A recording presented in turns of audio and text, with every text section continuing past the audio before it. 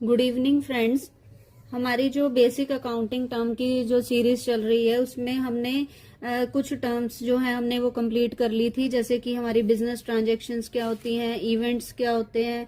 कल हमने अकाउंट्स के बारे में भी पढ़ लिया था कि अकाउंट्स क्या होते हैं और कौन से अकाउंट का कौन सा बैलेंस होता है, कब वो इंक्रीज होता है, कब डिक्रीज होता है, कैपिटल क्या होती है, ठीक है, ड्राइंग्स क्या होती हैं, ये सारी चीजें हम पढ़ चुके हैं। अब जो हम नेक्स्ट जो टर्म्स पढ़ने वाले हैं, आज हम छोटे छोटे टर्म्स को डिस्कस कर रहे हैं, 4-5। ठीक है, छोटी सी क्लास रहेगी तो आप इसको ध्यान से देखिएगा। और ये बिल्कुल ही बेसिक टर्म्स हैं और इनको जस्ट आप सुनेंगे तभी आपको समझ में आ जाएंगे। ठीक है, तो हम 4-5 टर्म्स आज डिस्कस कर रहे हैं, जिसमें हमारी फर्स्ट अकाउंटिंग टर्म होगी वो हमारे पास है एंट्री क्या होती है। ठीक है, तो फर्स्ट हमारे पास टर्म क्या है, एंट्री। एंट्री का क्या मतलब होता है, व्हेन अ ट्रांजैक्शन और event is recorded in the books of accounts. यानी कि जब भी कोई ट्रांजैक्शन हुई, यानी कि कोई इकोनॉमिक एक्टिविटी हुई थी जिससे हमारी फाइनेंशियल पोजीशन चेंज हो रही थी, तो उसको हमने क्या किया, रिकॉर्ड करना है। ठीक है, ट्रांजैक्शन हुई, हमने उसको रिकॉर्ड ही नहीं किया तो हमें पता ही नहीं चलेगा कि क्या ट्रांजैक्शन हुई थी। तो उस ट्रांजैक्शन को और उसके जो रिजल्ट है उसको रिकॉर्ड करना ही क्या कहलाता है, एंट्री कहलाता है। ठीक है, हम अपने अकाउंट्स में क्या करते हैं, एंट्री कर देते हैं उसकी।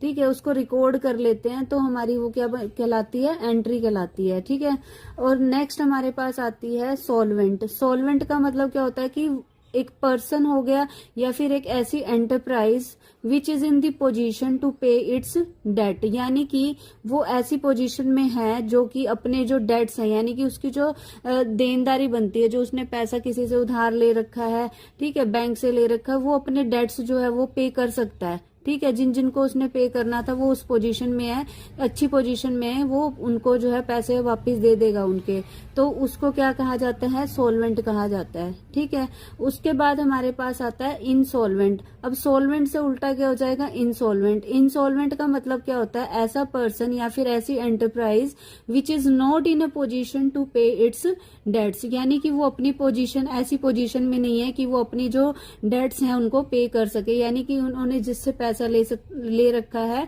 उसको जो है वो पे करने की पोजीशन के अंदर नहीं है। ठीक है, तो सोलवेंट पर्सन कौन होता है, जो पे कर सकता है, जिसकी जो जिम्मेदारी है वो अपनी जिम्मेदारी को पूरी कर सकता है पैसे से रिलेटेड। इनसॉल्वेंट वो होता है जो कि अपनी ऐसी पोजीशन में नहीं है कि वो पे कर पाएगा। ठीक है, और एंट्री का मतलब क्या होता है, ट्रांजैक्शंस को, इवेंट्स को रिकॉर्ड करना अपनी बुक्स ऑफ अकाउंट में, उसे हम क्या कहते हैं, एंट्री करना कहते हैं। ठीक है, उसके बाद हमारे पास आता है बैड डेट्स क्या होते हैं। देखिए, जब एक पर्सन है वो इंसॉल्वेंट हो जाता है, उसके बाद वो ऐसी पोजीशन में नहीं रहता कि वो अपने डेट्स को पे करेगा, तो वो क्या हो जाता है, अगर उससे अभी तो वो पोजीशन में नहीं है, मान लीजिए वो कुछ टाइम के बाद बोल देता है कि मैं अभी पोजीशन में नहीं हूँ, 1 साल के बाद मैं आपको पे कर दूंगा। ठीक है, तो उसको तब तक हम बैड डेट्स नहीं मानेंगे। लेकिन अगर वो पर्सन पे ही नहीं करता है, हमें पक्का हो गया कि अब उससे पैसा हमारा नहीं आना है, तो उसे क्या कहते हैं, हम बैड डेट्स कहते हैं। ठीक है, जैसे कि amount that has become irrecoverable from a debtor. एक देनदार था हमारा जिसने हमें पे करना था। ठीक है, हमारा क्या था, देनदार था जिसने हमें पे करना था, उससे जो हमें अमाउंट मिलना था ना वो अब इरिकवरेबल हो गया, यानी कि अब हमारी उसकी रिकवरी होनी ही नहीं है, तो वो हमारे लिए क्या बन जाता है, बैड डेट बन जाता है। ठीक है, बैड डेट्स को हम क्या कहते हैं, ये हमारे बिजनेस के लिए क्या है, एक तरीके से लॉस है, क्योंकि हमने किसी को पैसा दे रखा था, हमने किसी को उधार चीज बेच रखी थी, उसने वो सामान भी ले लिया, उसका पैसा भी हमें नहीं मिला, तो वो क्या हो जाएगा, हमारे लिए लॉस हो जाएगा बिजनेस के लिए। ठीक है, और इसे लॉस मानते हुए, एक्सपेंस मानते हुए हम कहाँ रखते हैं, इसको डेबिट किया जाता है, किसमें, प्रॉफिट एंड लॉस अकाउंट में एज एन एक्सपेंस इसको ट्रीट किया जाता है। ठीक है, नेक्स्ट हमारी क्या होती है, टर्नओवर। नेक्स्ट हमारी जो टर्म आती है वो आती है टर्नओवर। टर्नओवर का मतलब क्या होता है कि हमारे एक पर्टिकुलर पीरियड के अंदर अंदर कितनी सेल हुई है, यानी कि हमारी टोटल सेल जो होती है एक पर्टिकुलर पीरियड में जो हुई है